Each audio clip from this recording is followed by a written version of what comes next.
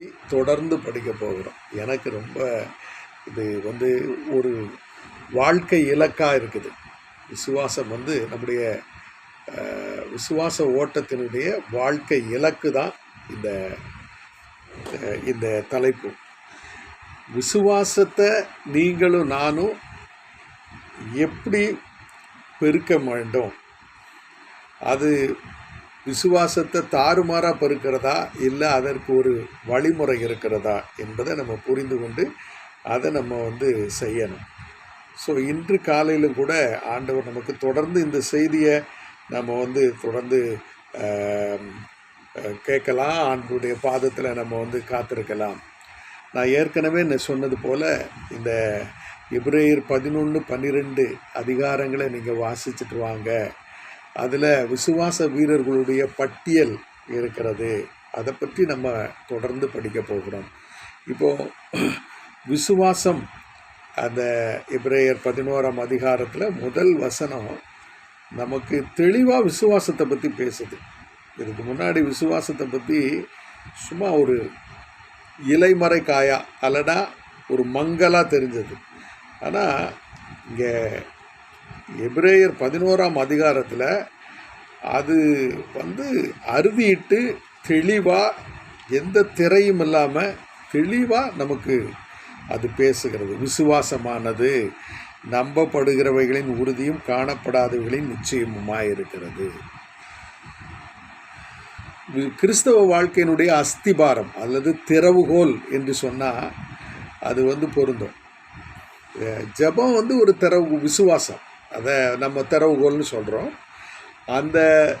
அந்த திறவுகோல், அதாவது விசுவாசம் என்ற அந்த பொருள், அது நமக்கு சிலுவையிலிருந்து கிடைக்குது. சிலுவை தான் விசுவாசத்தை பகிரங்கப்படுத்தியது. ஆமாம், அதுக்கு முன்னாடி அது பழைய ஏற்பாட்டில் அது ஒரு மறைபொருளாக தான் இருந்தது. புதிய ஏற்பாட்டில் வந்த உடனே விசுவாசம் பகிரங்கமாக அது மைய கருப்பொருளாக மாறிட்டு. இப்போ நம்முடைய வாழ்க்கையில் விசுவாசம் எல்லா திருச்சபையினுடைய உலகத்தில் இயங்கி கொண்டு இருக்கிற உலகளாவிய திருச்சபையினுடைய அஸ்திபாரம் என்னன்னா விசுவாசம். அதை பற்றி நம்ம தொடர்ந்து நம்ம பார்க்கலாம். முதலாவதாக இந்த விசுவாசம் என்கிற இந்த விசுவாசம் இப்பொழுது நீங்கள் பார்த்தீங்கன்னா, இப்பொழுது விசுவாசம் அன்பு ரோமருக்கு எழுதின நிருபம் 13ஆம் அதிகாரத்தில் அப்போஸ்தலனாகிய பவுல் அதை எழுதுவார்.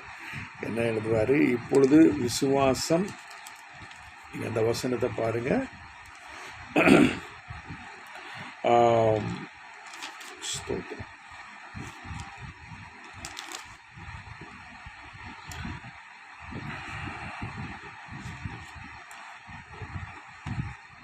ஒன்று கொரிந்தியர், நான் நினைக்கிறேன் அதை கொஞ்சம் நான் முன்னுக்கிட்டு எடுத்து வைக்காமல் விட்டுட்டேன்.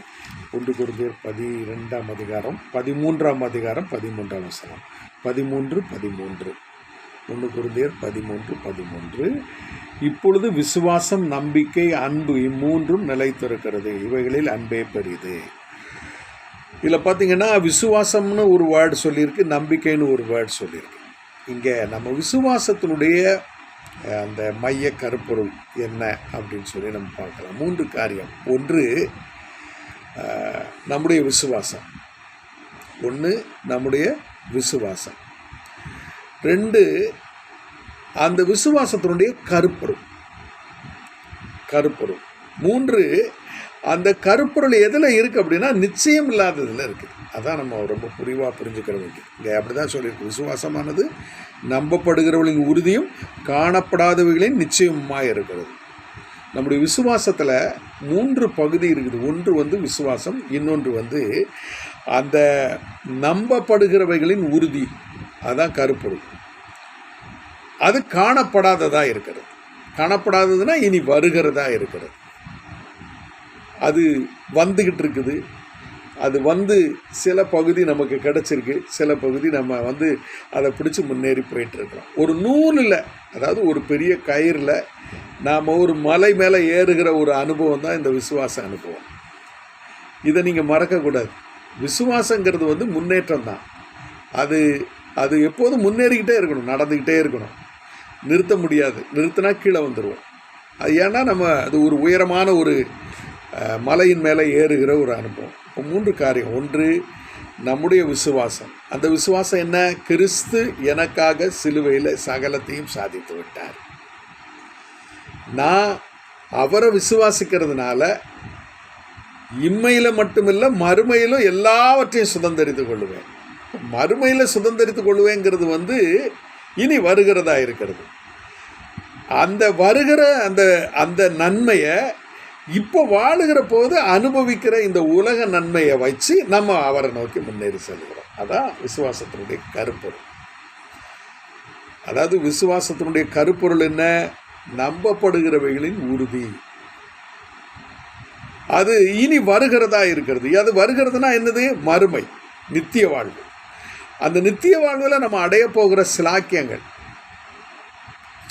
அதை பற்றி பரலோகம், அது பொன்னாலான வீதி, அது ஒரு பெரிய, அவரே நமக்கு வெளிச்சமாக இருப்பார். நமக்கு அங்கே கண்ணீர் இல்லை, வேதனை இல்லை, துன்பம் இல்லை. அங்கே நாங்கள் எப்போதும் ஆண்டவரை துதித்து கொண்டே இருப்போம். அது இனி வருகிறதா இருக்கு. ஆனால் அந்த நம்பிக்கைக்கான அதாவது இம்மையிலும் மறுமையிலும் சகலத்தையும் நமக்காக சம்பாதித்த அந்த இயேசு கிறிஸ்துவின் அவரை மைய பொருளாக வைத்து நாம் அனுபவிக்கிற இந்த உலக நன்மைகள். உலகத்தில் நமக்கு எல்லா நன்மைகளும் இருக்குது. அதில் குறிப்பாக ஆரோக்கியம் இருக்கிறது, சுக வாழ்வு இருக்கிறது. இப்போ பாருங்களேன், நம்முடைய வாழ்க்கையில் நம்முடைய கையின் காரியத்தில் ஆசீர்வாதம், பிள்ளைகள் ஆசீர்வதிக்கப்படுகிறார்கள். நாம் தேவனுடைய ராஜ்ய பணியில் தீவிரமாக செயல்பட இங்கே நம்ம அவருடைய அடையாளமாக ஆண்டவர் இந்த உலகத்திற்கு வைத்திருக்கிறார்.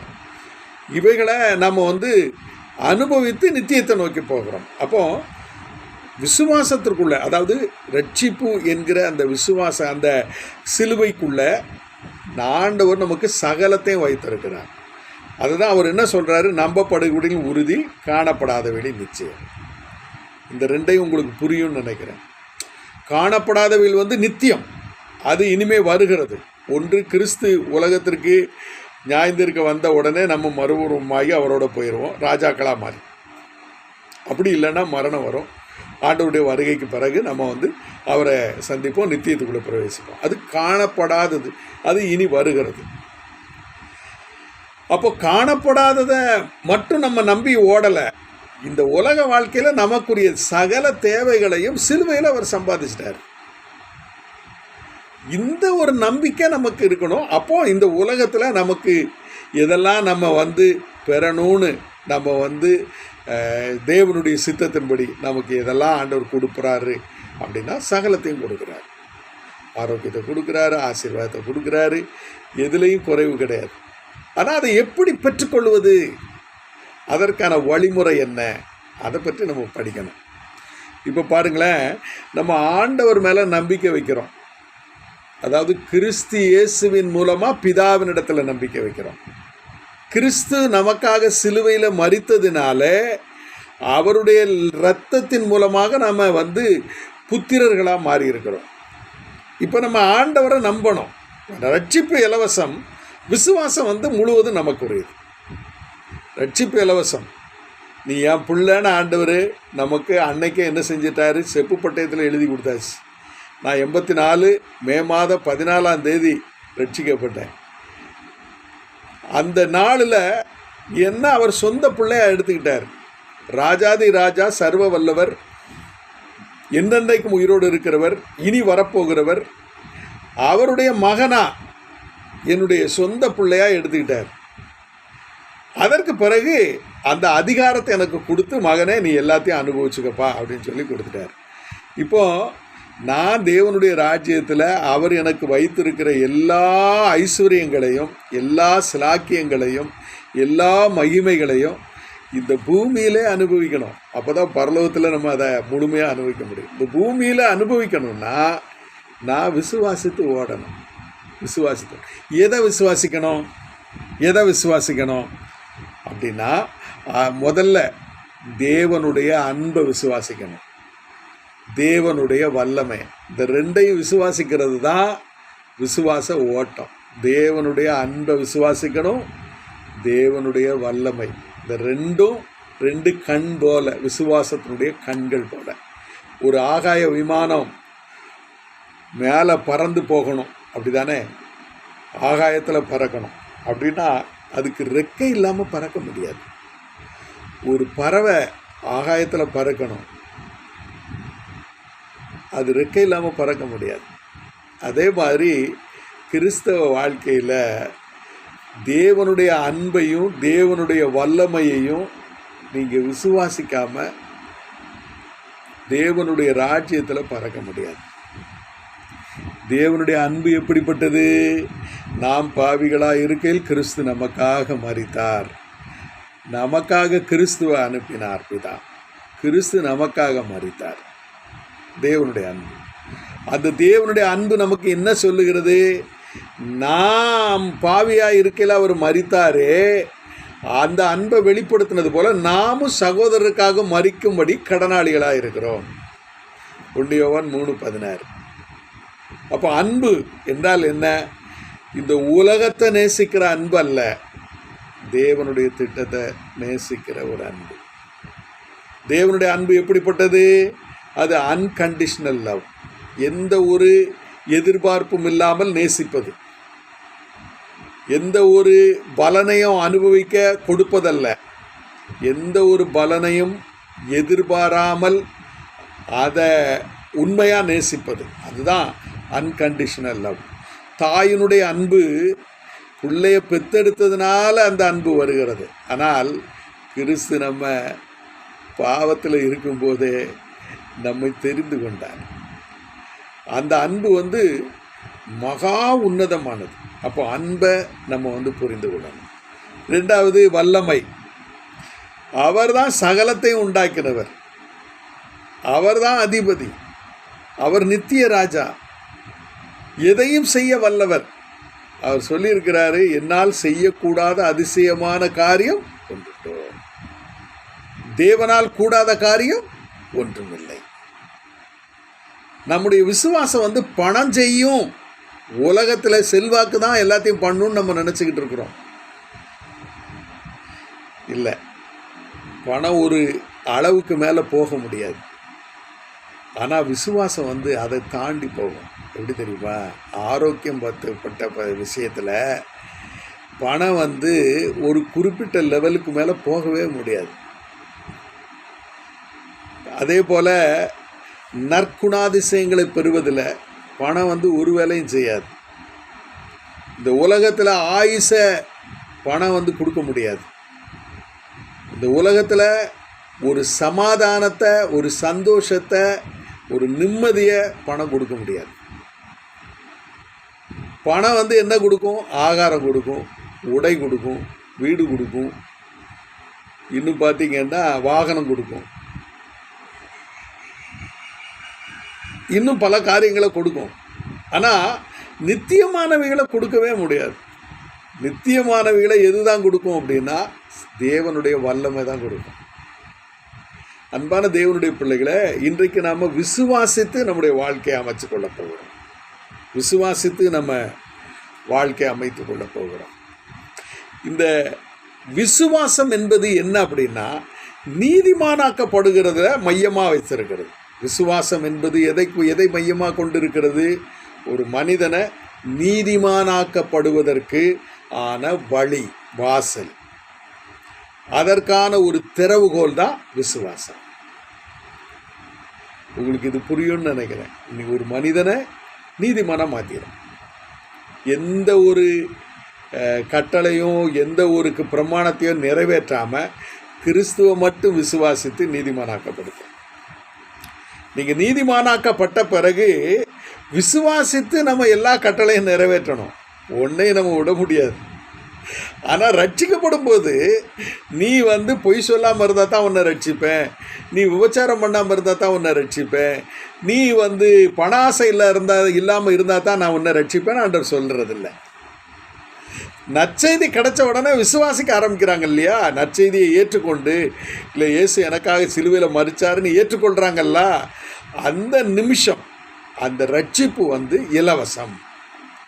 எந்த ஒரு நிபந்தனையும் கிடையாது, எந்த ஒரு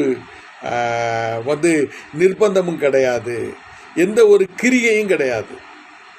இயேசுவை ஏற்றுக்கொள்கிறது, அவ்வளோதான். அவர் மனிதனாக வந்தார், எனக்காக சிலுவையில் மரித்தார், அவர் மரணத்தையும் பாதாளத்தையும் ஜெயித்து உயிரோடு எழுந்தார். அவர் என்னுடைய பாவத்திற்கான முழு தண்டனையும் சிலுவையில் அனுபவிச்சிட்டார். இனி நான் இந்த உலகத்தினுடைய அதிபதியின் கையில் நான் அடிமையாக இருக்க வேண்டாம், பாவத்துக்கு அடிமையாக இருக்க வேண்டாம், இயேசு என்னை மீட்டு கொண்டார் அப்படின்னு விசுவாசிக்கும் போது அந்த ரட்சிப்பு இலவசம். ஆனால் அதற்கு பிறகு விசுவாசங்கிற ஒன்றை ஆண்டவர் கொடுக்குறார். அதான் அந்த விசுவாசம், கிறிஸ்துவின் மேலே உள்ள விசுவாசம். அந்த விசுவாசம் நம்மை நீதிமானாக்குகிறது. எப்படி நீதிமானாக்குகிறது?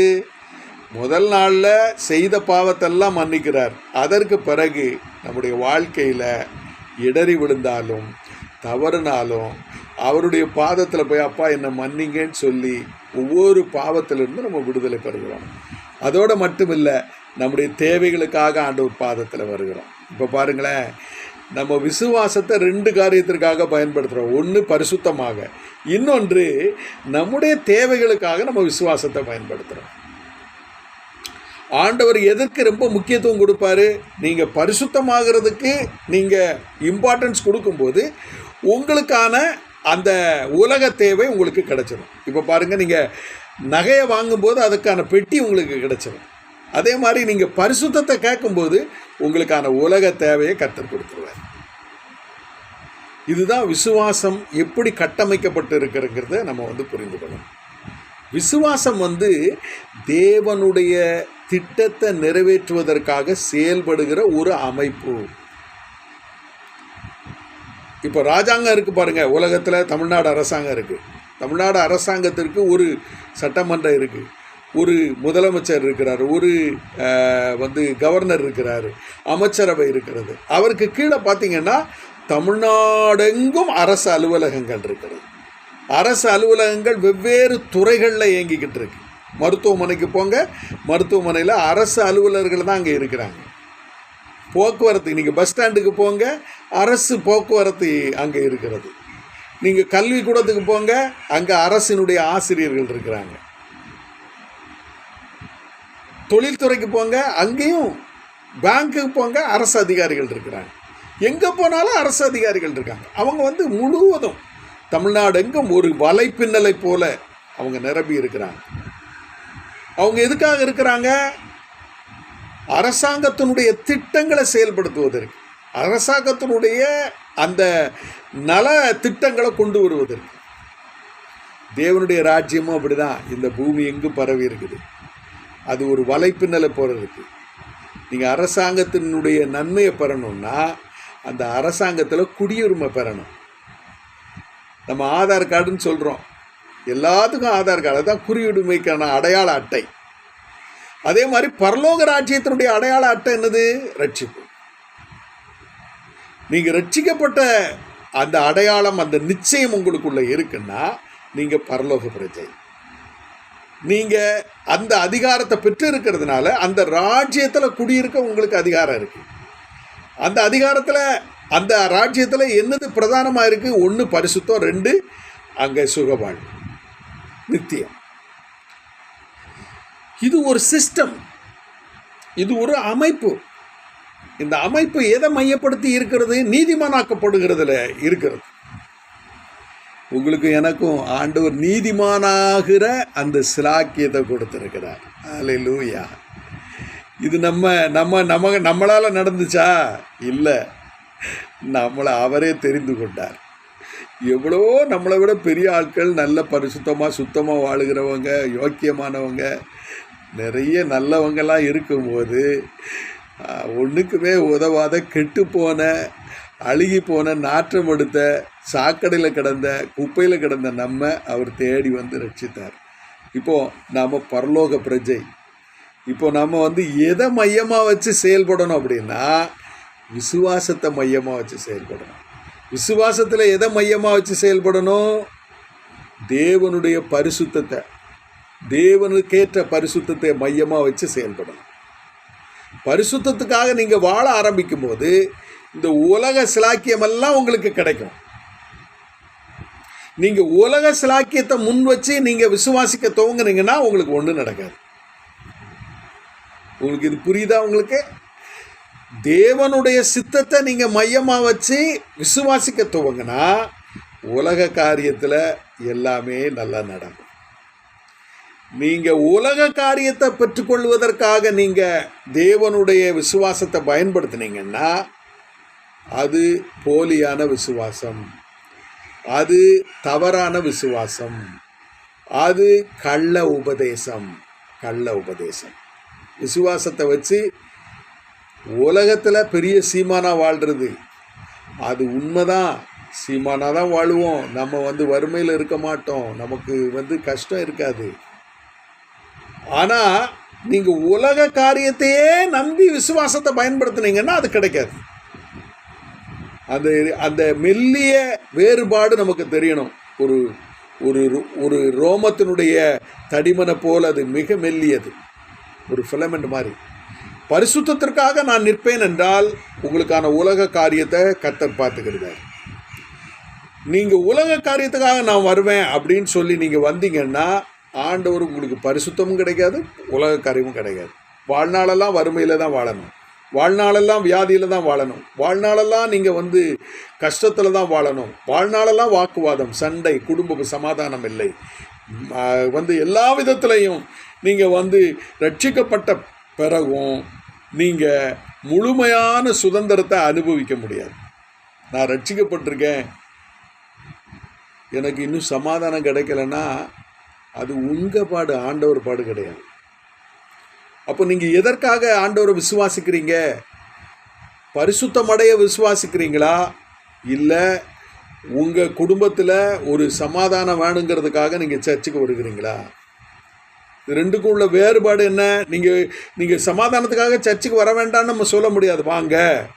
ஆனால் உங்கள் சமாதானத்தை, நீங்கள் குடும்ப சமாதானத்தை, எடுபட்டு போகிற ஆசீர்வாதத்துக்காக நீங்கள் வராமல் நீங்கள் உங்களோட என்றென்றைக்கு இருக்கிற நித்தியமானவைகளுக்காக நீங்கள் தேவனை விசுவாசிக்க ஆரம்பிச்சிங்கன்னா இந்த எடுபடுகிற நன்மைகள் எல்லாம் நமக்கு கூடவே கிடைக்கும். அதுதான் விசுவாசத்தினுடைய ரகசியம், அதுதான் மறைபொருள், அதுதான் நாம் அந்த மறைக்கப்பட்டு இருக்கிற உண்மை. ஆனால் இன்றைக்கு திருச்சபையில் விசுவாசத்தை கொண்டு எல்லாத்தையும் சாதிச்சிடலாம், விசுவாசத்தை கொண்டு வீட்டை கட்டிடலாம், விசுவாசத்தை கொண்டு தொழிலை கட்டிடலாம், விசுவாசத்தை கொண்டு பணத்தை ஏராளமாக சம்பாதிச்சிடலாம், விசுவாசத்தை கொண்டு எல்லாத்தையும் செஞ்சிடலாம் அப்படின்னு சொல்லி ஒரு உபதேசம், போலியான கள்ள உபதேசம் போயிட்டு. அது போலியான கள்ள உபதேசம். மைய கருப்பொருள் விசுவாசம், நீதிமானாக்கப்படுதல். நீதிமானாக்கப்படுதல்ங்கிறது பல பல படிகள் இருக்கிறது. நீதிமானில் பல படிகள் இருக்குது. எப்படி ஒரு அரசாங்கத்தில் ஒரு சாதாரண உள்ளூர் கோர்ட், அதாவது ஒரு கிராம அதிகாரி, அந்த கிராம அதிகாரியை தாண்டின உடனே அந்த லோக்கல் கோர்ட் இருக்கும். அந்த லோக்கல் கோர்ட் உங்களுக்கு டிஸ்ட்ரிக்ட் மாஜிஸ்ட்ரேட்னு சொல்லுவாங்க. அங்கே அதுக்கு பிறகு பார்த்திங்கன்னா அது தாலுகா மட்டத்தில் இருக்கும், தாலுகா மட்டத்திலிருந்து பிறகு மாவட்ட மட்டத்துக்கு வரும், மாவட்ட மட்டத்திலிருந்து மாநில அளவுக்கு வரும், அப்புறம் இந்திய அளவுக்கு போகும். பிரியமான தேவனுடைய பிள்ளைகளே, நாமும் நீதிமானாக்கப்படுகிறதுல பல்வேறு நிலைப்பாடுகள் இருக்கிறது. ஆண்டவர் முதல்ல பாவியாக இருந்த நம்மை ரட்சித்து அவருடைய பிள்ளையாக மாற்றினார். அதற்கப்புறம் அவருடைய சீசனாக மாறணும், அதற்கப்புறம் அவருடைய உக்கிரானக்காரனாக மாறணும், அதற்கப்புறம் அவருடைய பொக்கிஷக்காரனாக மாறணும், அவருடைய வேலைக்காரனாக அவருடைய சகோதரனாக மாறணும், அவருடைய ராஜ்யத்தில் ராஜாவாக நம்ம வாழணும். பல நிலைகள் இருக்கு. அப்போது விசுவாசத்தினுடைய மைய பொருள் என்ன? நீதிமானாக்கப்படுதல். ஷார்ட்டாக சொன்னால் பரிசுத்தமாக்கப்படுதல். நீங்கள் பரிசுத்தமாக்கப்படுதலுக்காக நீங்கள் தேவனை ஆராதிக்க, தேவனை தேட, தேவனை விசுவாசிக்க வந்தால் உலக காரியம் அத்தனையும் உங்களுக்கு கிடைக்கும். உலக காரியத்தில் எந்த கஷ்டமும் இருக்காது. நீங்கள் தேடி போக வேண்டாம், நீங்கள் தேடாமலே அந்த ஆசீர்வாதத்தை ஆண்டவர் கொடுத்துக்கிட்டே இருப்பார். அதை தான் வேதம் என்ன சொல்லுகிறது? மத்தேயு 6:33 என்ன வாசிக்கிறோம்? முதலாவது தேவனுடைய ராஜ்யத்தையும் அவருடைய நீதியும் தேடுங்கள், அப்பொழுது இவைகளெல்லாம் உங்களுக்கு கூட கொடுக்கப்படும். அதில் நீதி என்ற வார்த்தை இருக்கிறது. நீதிமானாக்கப்படுதல் என்கிற ஒன்று. ரட்சிக்கப்பட்டதிலிருந்து நான் நீதிமானாகவே மாற மாட்டேன், நான் கிறிஸ்துவ போல, அதாவது ஒரு நல்ல ஒரு பண்பான ஒரு விசுவாசியாக வாழ மாட்டேன் அப்படின்னு நம்ம அதில் கவனம் செலுத்தாமல் உலக காரியத்துக்கே கவனம் செலுத்திக்கிட்டு அதற்காக உலக நன்மைக்காகவே நம்ம திருச்சபைக்கு வேதத்தை வாசித்து ஜெபம் பண்ணி இப்படி இந்த காரியத்தை இப்படி ஒரு தவறான பாதையில் போயிடக்கூடாது. நேரான பாதை என்ன தெரியுமா? ரட்சிக்கப்பட்ட உடனே நீதிமானாக்கப்படுதல் பரிசுத்தமாக்கப்படுதல் சீசனாக்கப்படுதல் அதுக்கு அடுத்த கட்டம் உக்கிரானக்காரனாக மாறுதல், உக்கிரானக்காரன் உண்மை உள்ளவனாக இருக்கிறது.